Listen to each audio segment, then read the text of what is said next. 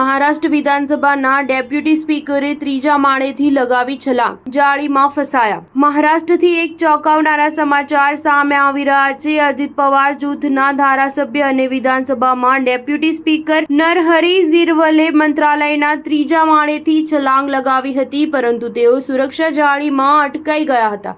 મળતી માહિતી અનુસાર તેઓ ધનગર સમાજને એસટી કોટામાંથી અનામત આપવાનો વિરોધ કરી રહ્યા હતા।